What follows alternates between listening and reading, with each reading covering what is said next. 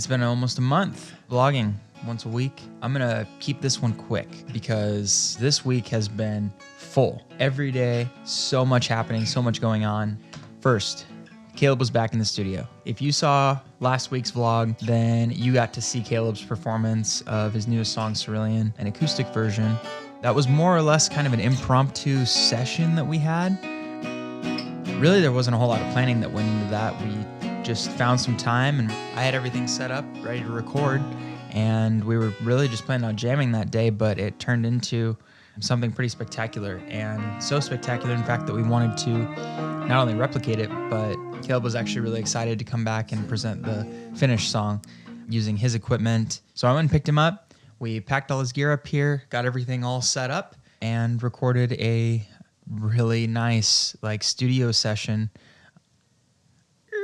Sorry, I got a lot to do tonight. I have a really big shoot tomorrow with a great new client. I'm very, very excited about it, and I need to stage all that gear. You may see some of the behind-the-scenes stuff in this week's vlog, but because I'm going to be shooting all day tomorrow, I probably will be editing this in the evening, so that might not make the cut. Maybe you see that in week 5. But anyway, fantastic studio session, really great recording of Cerulean, as well as a couple of songs that I'd never heard before that I think are also fantastic. And I also got to pick his brain a little bit too.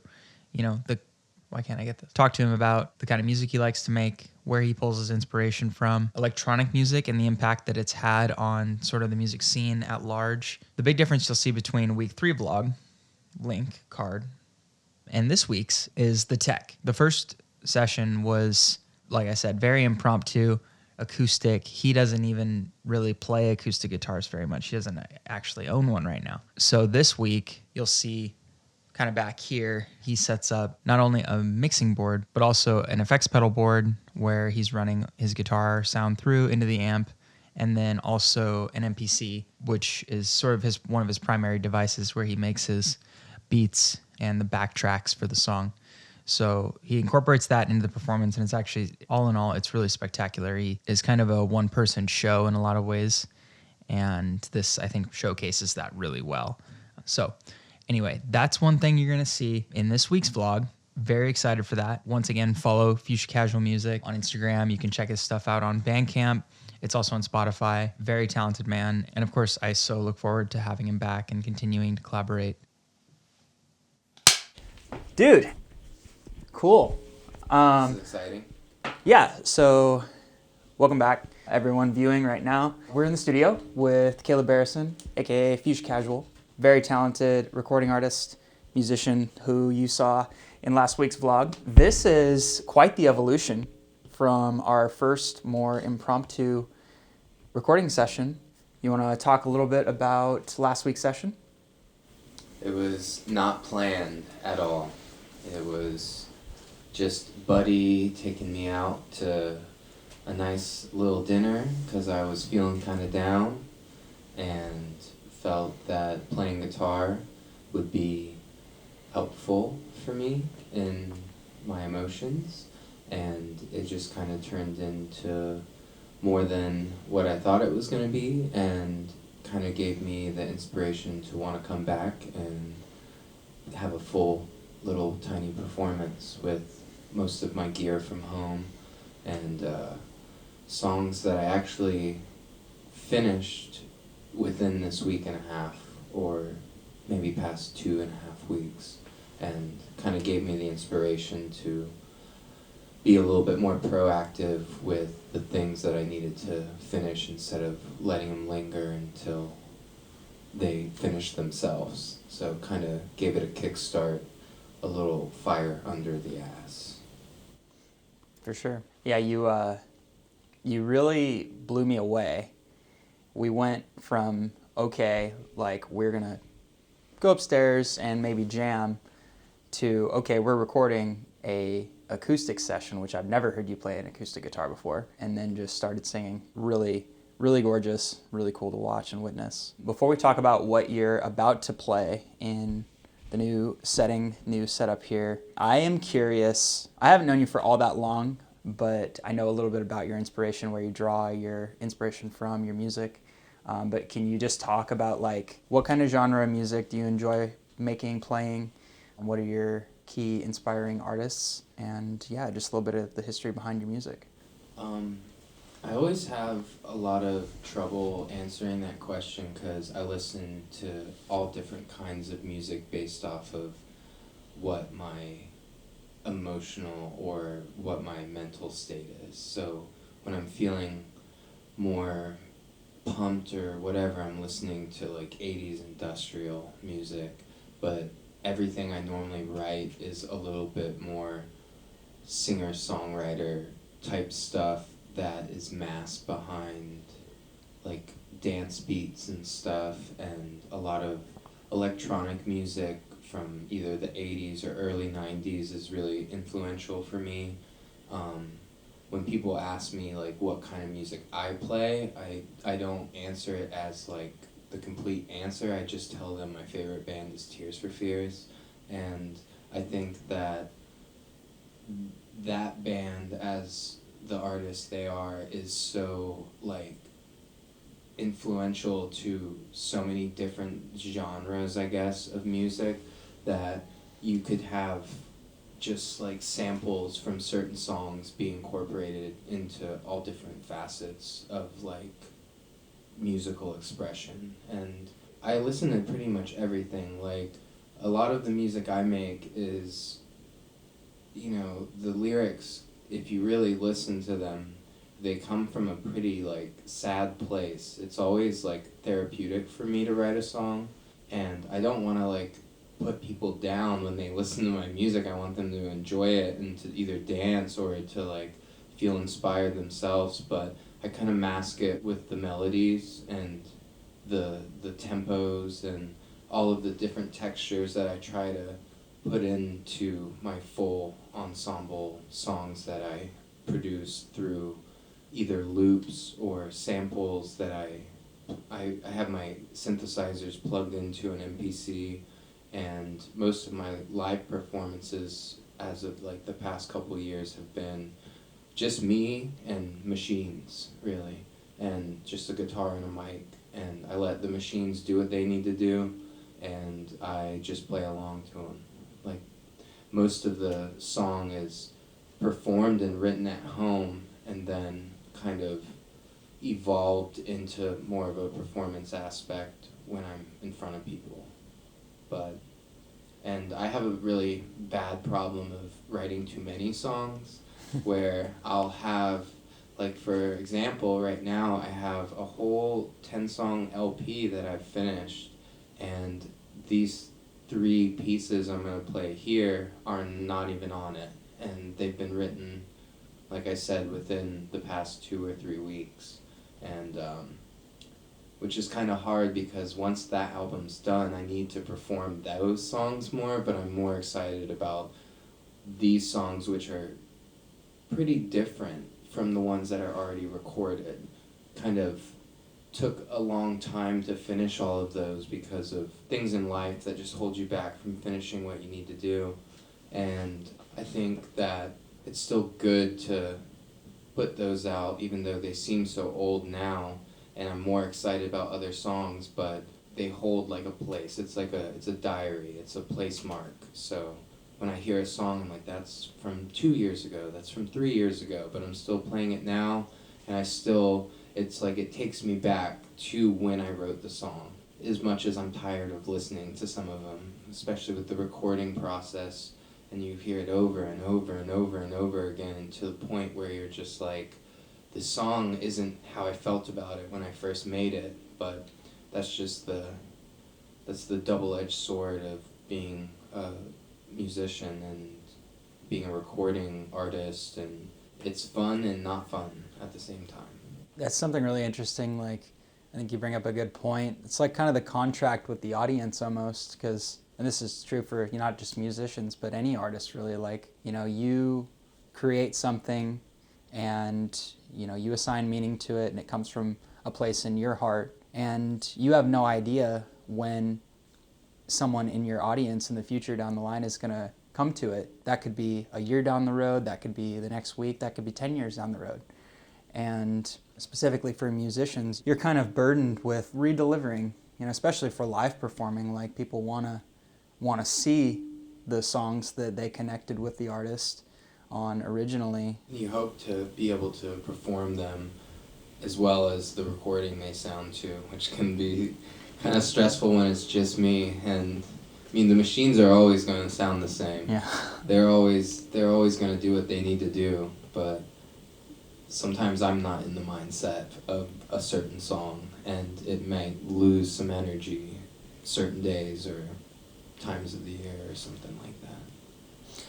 Yeah, I'm glad you bring that up. And I don't want to nerd out about this way too much, but it is because of the kind of music that you make. I am curious what your opinion on this is. Like, over the last, let's call it 50 years, since like the 70s, we've really seen the integration and the evolution of electronic music. Electronic music has come into the forefront, as well as the digitization of music. Yeah. Like, how do you think that has moved the needle, and what do you think it's done for you? Do you think it's like open doors, or? I feel like as time has gone on and technology has gotten better, like overall it is, I think, a good thing to see how electronic music has like grown.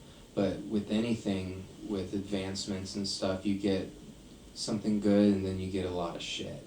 Like, you get stuff that just, I mean, nowadays you have, the songs can write themselves on AI or whatever, and I don't know enough about that to really like comment on it, but synthesizer music or even just any sort of like avant-garde type stuff really, I think, has evolved for the better of music. Like, you could go all the way back to the 70s with like Tangerine Dream, or any Brian Eno stuff, or David Bowie's Low album is good, and you see it evolve, and then you have Kraftwerk, and which Kraftwerk influenced Yellow Magic Orchestra out of Japan, and it's just, I think that the electronic music and technology and instruments really like kind of almost like bridge the gap between like the world, I guess, since we have more access to information and we can communicate with people. Like, I think it's overall a good thing. I think that it allows people to be more creative. I think it allows people to kind of expand what is possible in like audio, and I think it allows people to have more imagination. You're always learning something new each day, and like, I have nothing wrong with auto-tune or anything. There's always like a placement for something. Like, it can be something I'm not maybe as fond of, but like, I've heard songs where like auto-tune or certain pop elements, which I love pop music. I mean, overall I'm a pop artist in a way, so, but there's things I hear that I surprise myself, where I'm like, oh, I actually really enjoy this. And it would be something maybe years before that I would be so against, but it kind of just like, you see it used in a different format, and you're like, oh, like, certain things that you may have pushed to the side become more relevant to what you want and what you like to hear.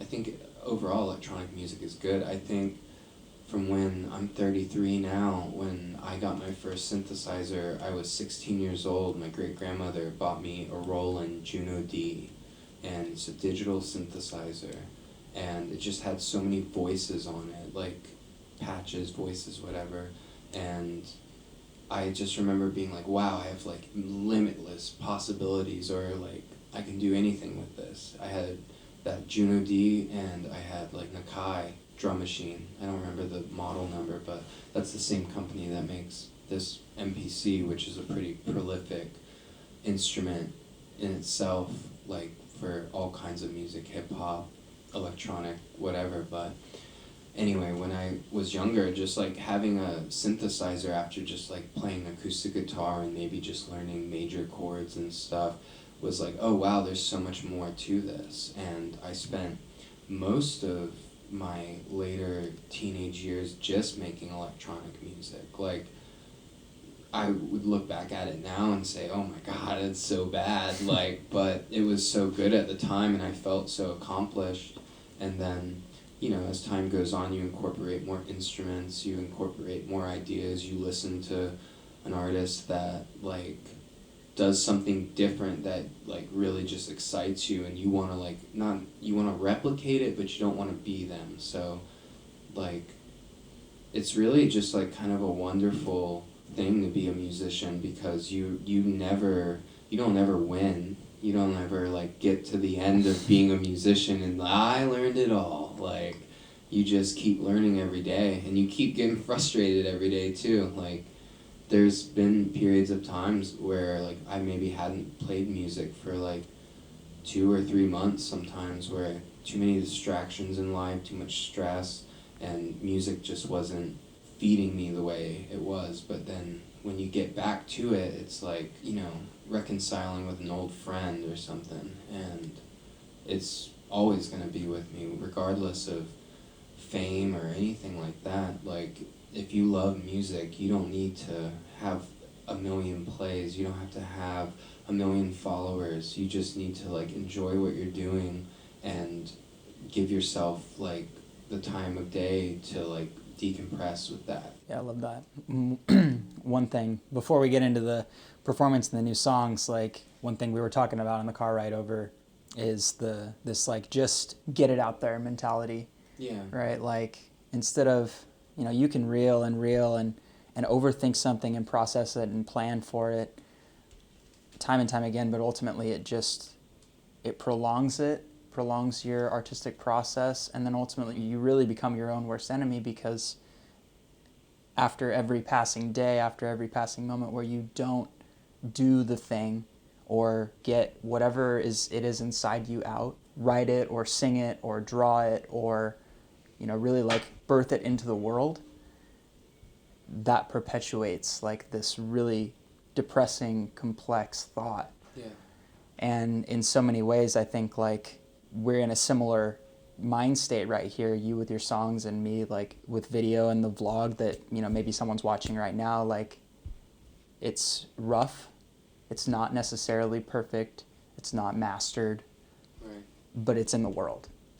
And it's a timestamp. You know, it really is a timestamp on where we're at right now in this moment. And no matter what, like, at some point in the future, we're both going to look back on this and reflect on it. It's going to be a building block.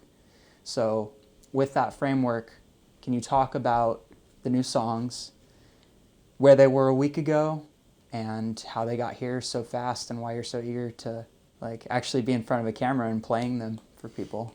All of these songs, for the most part, the last song I'll be playing is a little bit older than the first two. The first two are a little bit shorter and kind of were just written out of a desperate feeling.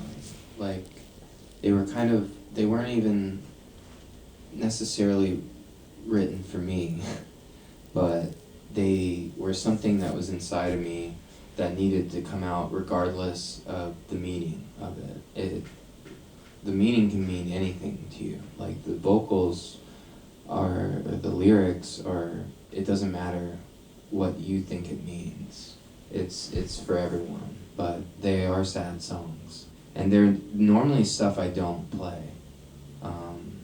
I try to keep the vocals kind of, you give them the meaning. You know, I'll say something along the lines of, like, the deepest depths are always black, and that can mean anything to you. You know, you could be like, wow, I'm at the beach, or I'm thinking about family or something, you know, or I'm thinking about a loved one or a romantic partner, and it all just is what you want it to mean. And these songs are a little bit more straightforward with, like, what I wanted them to mean, but they can be whatever. The first song is kind of a song about kind of accepting yourself, not me in particular, but someone I know, just to always, like, believe in yourself, you know, to, even when you've been through a lot, to just keep trucking, you know. The second is just an instrumental that I actually made like literally 3 days ago, and I hope to write lyrics for it soon, but I have like this whole grand melody and way to sing it, and I haven't quite pinpointed it down yet, and I still think it's a good instrumental track. And it is only guitar. These are only guitar songs, and the last track is a song called Cerulean, which started off as kind of like a blanket to myself. Like I only wrote the first verse, and it sat like that for about 2.5 weeks, and it was just, I didn't know what the song was necessarily about, but I knew it was like about comforting myself in some way. But as my emotions went somewhere else, and I finished the rest of the lyrics, which kind of were able to mold into that initial first verse, and the rest of them just kind of became, I don't know, engulfed in a different emotion, but it all came together. The song is about being good to yourself. It is also about like being aware of that you can't change anyone around you. You're always going to see, you're not going to see eye to eye all the time. And it doesn't matter what kind of relationship that is, parent, lover, fucking stranger, anything. The song is just about being good to yourself, but still being slightly frustrated about it, You don't have a quick fix to everything, and that's what it's about. For me, at least. Might sound different to you. I did do a reel of it once, and I had someone say, I like it when you sang that one lyric, and I was like, I never sang that. Like, you heard it wrong, maybe I had too much reverb on it, but people can interpret it whatever way they want. Yeah, one thing I definitely have come to appreciate about some of the newer tracks is how pronounced your voice is compared to some of your older music. Don't speak too soon. At least compared to some of the stuff you played when we first started hanging out. I just feel like your vocals are a lot more present in the tracks, and that's really cool. And it was certainly lovely hearing you without any sort of effects. Yeah. That was pretty special, and people that I showed that to also really enjoyed it. So if you want to hold your voice, don't smoke cigarettes. So awesome. Here's the performance of the new songs. Thank you for tuning in wherever you're watching this, whether it's on YouTube or on social media or whatever. Really appreciate your support for the vlogs, for the channel, for Fuchsia Casual. Definitely follow Kaleb and his work. There will be more collaboration up in this space in the months, weeks, years to come. And thank you. Here's Kaleb. Thank you.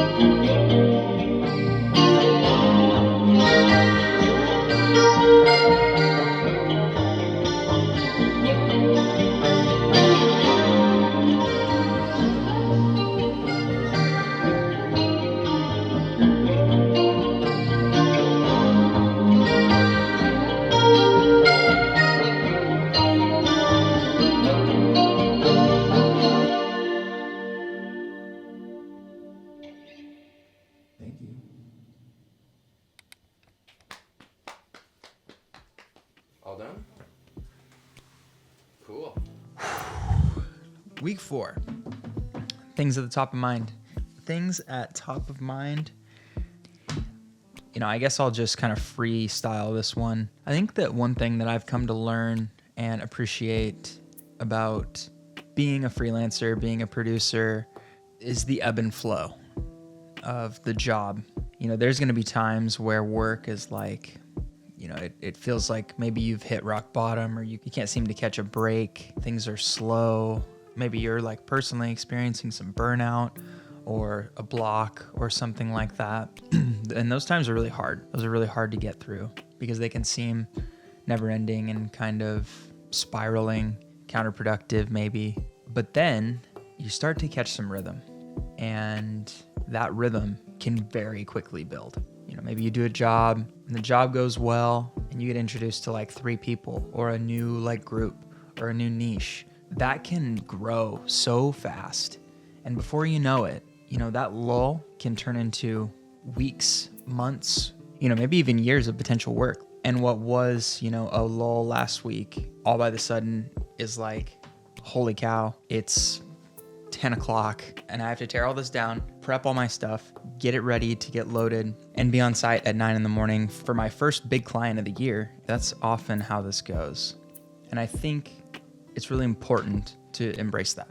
In the times that are lull and tough and grindy, and maybe you have to pick up another job that isn't necessarily what you want long term, just to get by or something like that. I know how hard it is to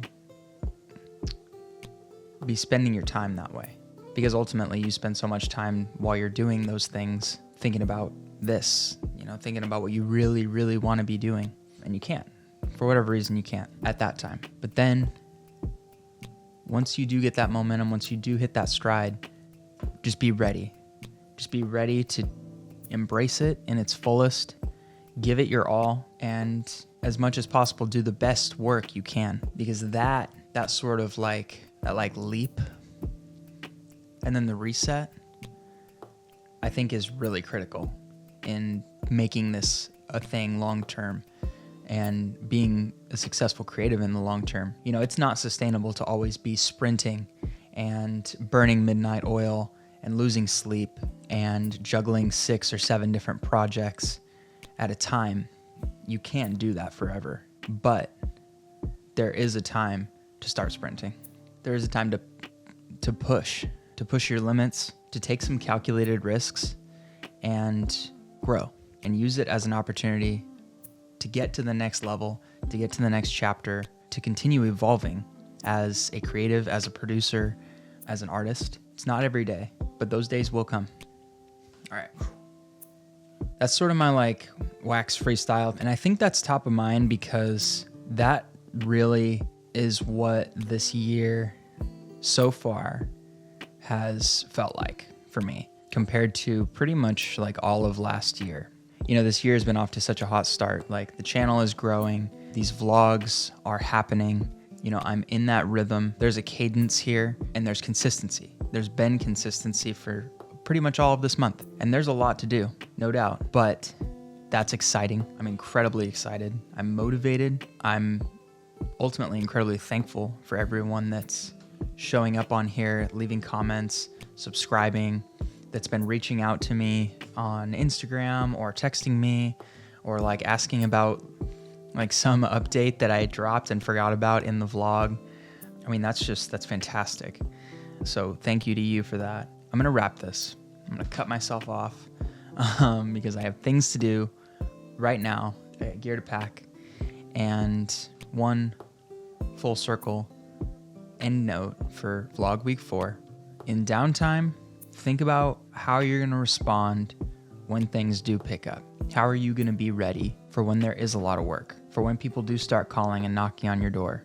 Think about immediate goals, things you want to accomplish that week. Maybe you want to sort through your archive, look at some of your old work, edit that. Maybe you want to start compiling a reel, which I have to do soon, and I'll talk about that in a later vlog, in a later video. It's probably gonna be its own thing, but like those things take time to process, both technically and mentally. Reach out to potential clients, network. The best, most effective way to be successful in this job is to meet people. Go meet people, show them what you're capable of, show them some of your work, ask them what they're doing and how you might be able to help them, or your work might be able to complement whatever their operation is, whatever their passions are. Meeting people and word of mouth are, in my own opinion, and I think the opinion of a lot of people, the most effective ways to get new work and continue growing, really. So those are my thoughts for the week. Things in this vlog. Kaleb, Fuchsia Casual, a little bit of tips about consistency, keeping going, showing up for your audience, showing up for yourself, showing up for the people that are there to support you, all key important things. And I think, my last note here has to be your best is yet to come. And in those days, in those weeks, in those months where you do find yourself just, swimming through a sea of projects, or you have just a ton of work, or you're feeling inspired, celebrate every single win. Celebrate every happy, satisfied client, every new project, every project that gets completed, and every milestone met. For me, if you watched last week's vlog, then you know that for the last couple weeks, I've been applying to jobs and I had a few interviews. My news and my huge win on the year is I got the job. I don't know so much about it just yet, but I think I know enough that I'm very excited. I'm very appreciative. I will probably talk more about it in later vlogs, but for now, that's probably where I'll end it. Yeah, it's a wild ride. Get ready for it. Celebrate the wins. Stay humble. Subscribe to the channel, I suppose. Thank you so much for watching. I don't have anything else. I need to get packing.